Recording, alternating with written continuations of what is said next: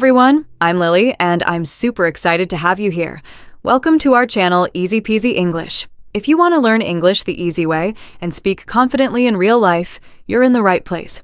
Let's get started with Ryan before you go. Hi guys, I'm Ryan. Don't forget to hit that subscribe button. Imagine this scenario, okay? You're walking into a wonderfully busy restaurant. Oh, I can already picture it. Right. Right. The air is heavy with that smell of roasted garlic. You've got the hum of lively conversation, the rhythmic clinking of glasses, and your stomach is just absolutely rumbling because, well, you've been looking forward to this meal all day. Yeah, that's the best feeling. It is. But then, as the waiter approaches your table, your mind just completely goes blank. Oh, no. All because you have to order your meal in a completely new language. Suddenly, for someone trying to learn that language, navigating a simple menu or answering a basic question feels less like dinner and more like, I don't know, a high-stakes theatrical performance. It really does feel that way because, when you're operating in a second language, you aren't just hungry for food. You're trying to manage this incredibly complex cognitive load. Right. You're translating ambient vocabulary. You're trying to retrieve grammar rules from your memory, and you're doing it all live in real time in front of an audience. The restaurant staff. Exactly. The psychological pressure of that environment is just immense. It really is. It's like stepping onto a stage, the spotlight hits you, and you realize you never actually got a script. Yeah, that's a perfect way to put it. Well, for this deep dive, we are looking at exactly how that script is built. We're analyzing a pedagogical language guide aimed specifically at adult English as a second language beginners. Which is such a fascinating demographic. Totally. Our mission today is to see how this material deconstructs the chaotic, unpredictable restaurant experience into a highly predictable, manageable framework. We really want to understand how it engineers confidence. And what's brilliant about this type of material is how it strips away all the intimidating jargon, and the endless variations of native speech. Yeah, it cuts right to the chase. It does. It focuses purely on the functional, polite interactions that get a learner from the front door to paying the bill without experiencing a complete cognitive shutdown. So true. And before anyone can even eat, they have to actually get in the door and figure out what their options are. Right, the arrival phase. Exactly. The guide starts with the very first steps. The moment you walk in, the instruction is to make eye contact with the host or the waiter, smile, and drop a simple hello or hi. Keep it super simple. Right. Then you state your party size, like a table for two, please, or a table for one, please.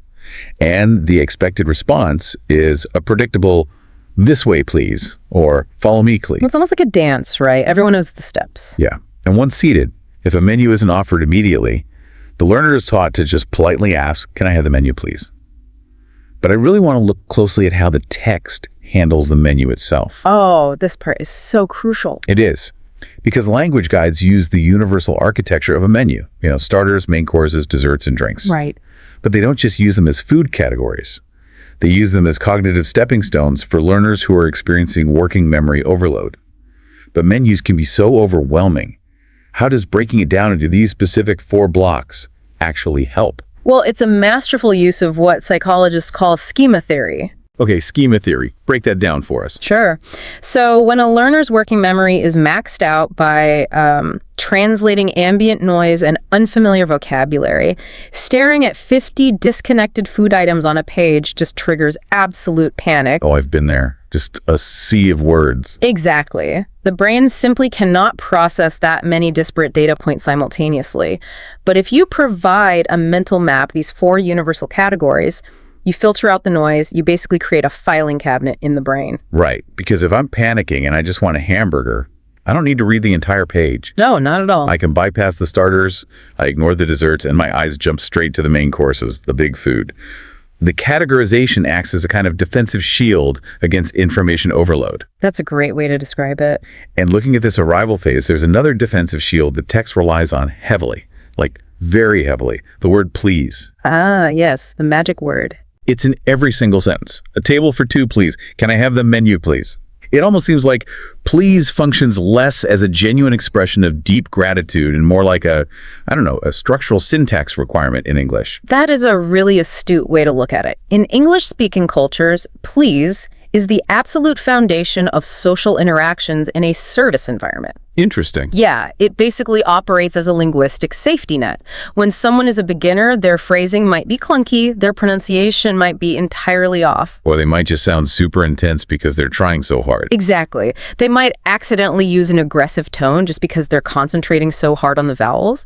But if they bookend their sentences with please, the listener immediately recognizes their underlying intent as polite and cooperative. So it essentially smooths over any grammatical error. It's like a signal flare that says, hey, I'm trying to be cooperative. Please excuse my execution. Precisely. It establishes an immediate baseline of goodwill, which is so crucial when you lack the advanced vocabulary to express nuance. Okay, so the menu categorization solves the internal cognitive panic. Right.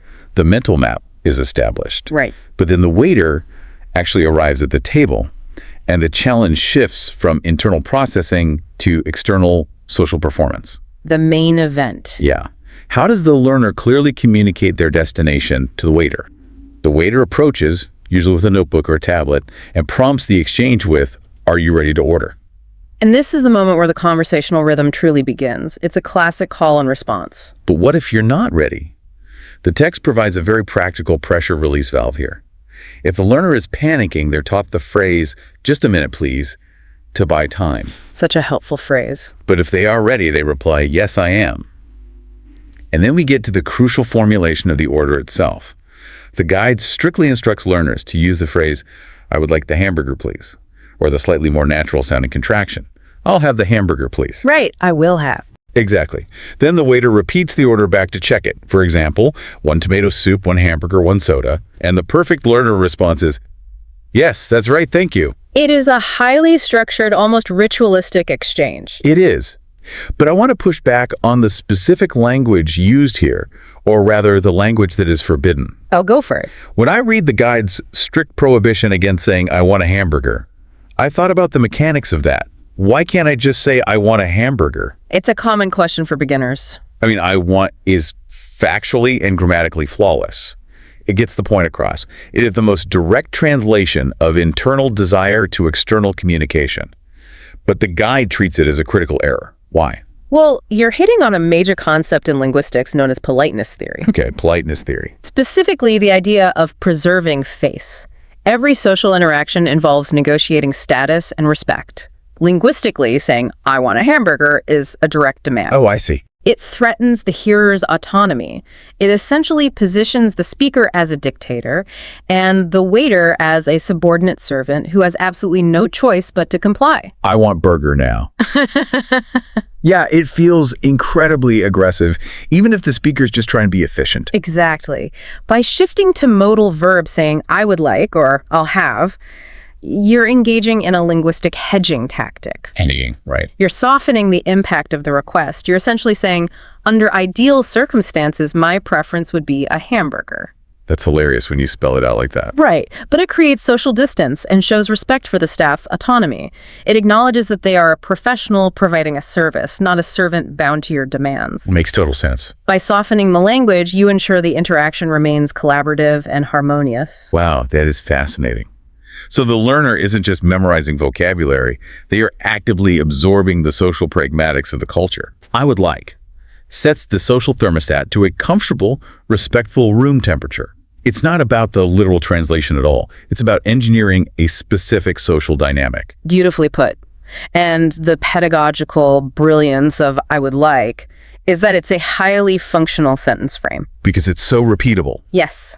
Once a learner masters that single structure, they can plug literally any noun in the English language into it. It is endlessly modular.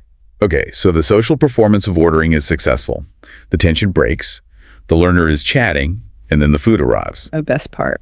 The waiter drops the plates and says, "Enjoy your meal," to which the standard reply is a simple "thank you." But the dynamic isn't over. The guide spends a significant amount of time addressing mid-meal navigation and eventually the complexities of carrying the bill. Yeah, the post-ordering phase is often where learners feel the most abandoned because the highly predictable script begins to fracture into unknown variables. Definitely. I mean, the waiter will likely do a check-in. They'll come by and ask, "Is everything okay?" Yeah. And the text suggests enthusiastic responses like, "Yes, it's delicious." Such a great word. The guide actually spells out DELICIOUS to really emphasize the utility of that specific positive adjective.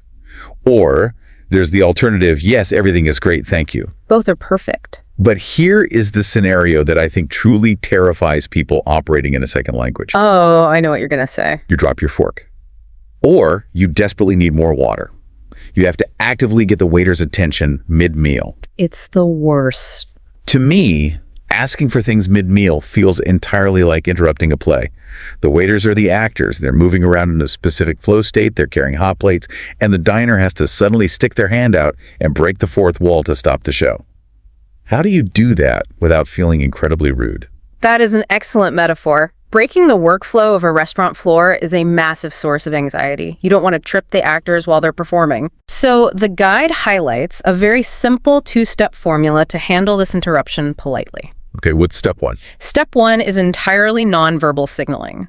The learner is instructed to try and make eye contact with the waiter as they pass by. You don't snap your fingers, you don't wave frantically, you don't yell across the dining room. No yelling, got it. Right. You simply wait for their eyes to meet yours. Securing that visual link is the nonverbal request for permission to interrupt. Ah, permission, yes. And step two is the polite verbal cue. Once you've established eye contact, you simply say, "Excuse me." Yes. The phrase "excuse me" operates as the universal polite mechanism to pause someone's workflow in English. Once the waiter stops, the learner relies on the exact same modular structure we unpacked earlier. Can I have some more water, please? Or can I have some more bread, please? It is brilliant in its simplicity. You're combining the visual permission of eye contact with the verbal softening of "excuse me" and "please." It totally defuses the tension. It does. It completely neutralizes the rudeness of the interruption. It allows the learner to assert a need without violating the social harmony we discussed earlier. Okay, crisis averted. The water is refilled. The main course is finished. The waiter clears the plates and asks the golden question. Would you like to see the dessert menu? The answer is always yes. Obviously. The learner replies, yes, please. They deploy their trusty, "I would like the chocolate cake, please," frame. They eat the cake. They are full. Now they face the final hurdle of the evening, initiating the transaction phase and paying the bill. Getting out of the restaurant gracefully requires its own specific set of linguistic tools. It really does. The guide instructs the learner to use their newly acquired superpower, eye contact plus, excuse me. A classic combo. And then they ask, "Can I have the bill, please?" Or "the check, please." Now, it is worth noting that the text highlights a practical regional distinction here. Bill is the standard terminology in the United Kingdom, while check is more common in the US. But practically speaking, they're universally understood across both regions, right? Oh, absolutely. They are entirely interchangeable in practice. If you're in a pub in London and you ask for the check, the staff knows exactly what you mean. Okay, good now. And if you're in a diner in New York and ask for the bill, there is zero confusion. The pedagogical goal here isn't regional perfection. It is simply empowering the learner to confidently initiate the payment process. And if the learner isn't sure how the payment mechanics work at that specific restaurant, they're given the phrase, "Do you take credit cards?" Very useful. But there's the tiny detail in the payment sequence that I found really compelling. When the learner physically hands over their cash or their credit card, the guide teaches them to say, "Here you are," and then they leave with a friendly, "Thank you, goodbye." Why dedicate space in a beginner's guide to a filler phrase like, "Here you are"? Well, it addresses a deep-seated human discomfort with silence during physical exchanges. Oh, really? Yeah. Anthropologically speaking, a completely silent handoff of resources like money feels entirely transactional and even slightly hostile. It feels cold. Like a vending machine interaction. Exactly. "Here you are" fills that uncomfortable silence. It vocalizes the transfer of the object and transforms a cold monetary transaction into a shared, polite, human moment.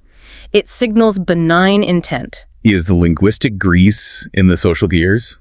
It prevents the awkwardness of just silently shoving a piece of plastic at another human being. That's a perfect way to put it. So we have examined all these individual components: the arrival schema, the menu map, the pragmatics of ordering, the mechanics of the mid-meal interruption, and the psychology of the payment handoff. We've covered a lot. But fluency and actual real-life confidence comes from stringing all of these individual moments together into a cohesive performance. Because knowing the theory behind the words is one thing, but executing the sequence under pressure is another entirely. Right. And the guide actually provides a full role-play script to demonstrate how seamlessly these modular parts link up. Let's mentally sprint through it just to see the architecture. Let's do it. Okay, greeting.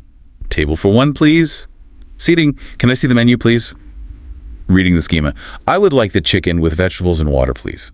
Receiving the food. Thank you. The mid-meal check-in. It's delicious. Finishing the meal. Excuse me, can I have the bill, please? The payment handoff? Here you are. Thank you. Goodbye. It flows so well. When you view the interaction from a macro perspective like that, it reveals that the restaurant script is actually an incredibly short, highly predictable loop. And that predictability is vital. It significantly lowers the learner's affective filter, which, by the way, is the emotional barrier that prevents language acquisition. Ah, the affective filter. Yeah. When a learner realizes the script rarely changes, the anxiety dissipates and actual learning can occur. And to ensure that anxiety stays low, the guide outlines overarching confidence strategies for beginners. And the most prominent one is just keep it simple. Yes, keep it simple. The instruction is to deliberately order familiar foods with easy names first. If you're nervous, order a cheese pizza. Order fish and chips. Do not attempt to order the most complicated, multi-syllable, hyphenated culinary masterpiece on the menu during your very first outing. You have to intentionally set yourself up for success. You can't tackle the hardest route on day one. It's like using training wheels on a bicycle. And when I look at this strategy of keeping it simple, it feels like it's less about the food itself and entirely about engineering an early psychological win. Exactly. It's kind of like running a diagnostic test on a complex new computer system. You know, you send a simple low-stakes ping, like ordering a basic cheese pizza, just to make sure the connection actually works before you try transferring heavy, complex data. Oh, I love that analogy. Ordering a simple item guarantees a successful interaction. You build a muscle memory of the transaction without getting tripped up by impossible pronunciation. It's spot on. In the psychology of learning, early wins are the absolute foundation of self-efficacy. Self-efficacy. Yeah, the belief in your own ability to succeed. If a learner's first experience ordering in a new language results in a confusing, embarrassing misunderstanding over a complex dish, it just builds a massive wall of anxiety for the next attempt. Yeah, you never want to go back. But if they run that simple diagnostic ping, if they order water and a salad and it arrives exactly as they intended, they build self-efficacy. They realize, oh, I have the capacity to do this. The system works. The text also provides another ultimate tool to bypass vocabulary gaps entirely, and it's so basic. Smiling. Yes. A genuine smile is understood in every single language on Earth.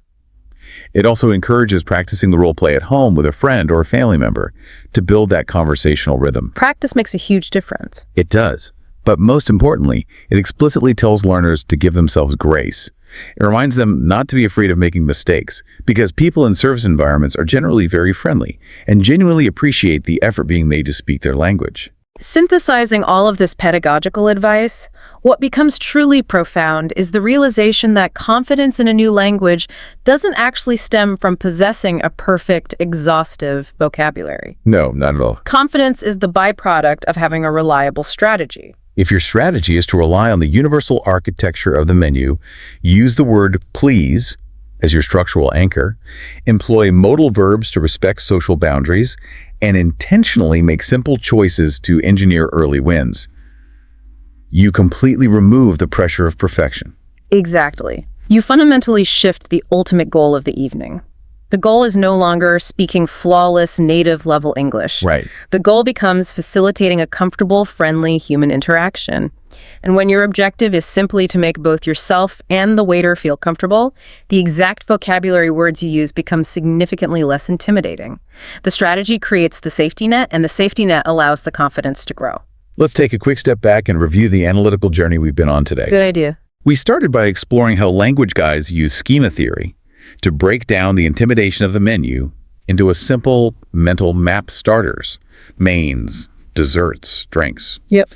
We examined politeness theory and the cultural power of swapping out the demanding phrase, I want, for the respectful, face-saving, I would like.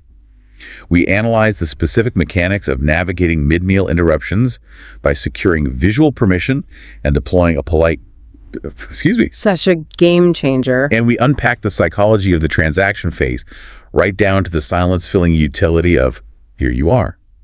And finally, we looked at how engineering early wins by keeping orders simple builds the self-efficacy required for long-term language acquisition. It is a remarkably robust and sophisticated toolkit, masquerading as a simple beginner's guide. It really is. It reveals so much about how we communicate. So I want to leave you with a final thought to mull over. Okay, let's hear it. Think about how much of our communication, especially in these high-volume service environments, isn't actually about the literal definition of the words we're using. That's so true. When a person is forced to learn a new language, they are stripped of all their complex vocabulary, their quick wit, and their subtle nuance. They're forced to rely entirely on foundational phrases, a genuine smile, and the word please. They are reduced to the absolute bare-bones essentials of human interaction. Right, and what that reduction reveals is that the core of human hospitality is entirely universal. It's not about eloquent speech, it is simply about mutual respect and cooperative intent. Wow. So here is a provocative question to explore on your own. How might bringing that exact same simplicity, that deliberate reliance on a warm smile and a foundational please back to our native language interactions actually improve them? Oh, that's a great question. We spend so much time wrapped up in the complexities of our native tongues. Maybe stepping onto the stage of our daily lives, realizing we don't need a complicated script, and just leading with the simple, functional politeness of a beginner is the best performance we could ever give.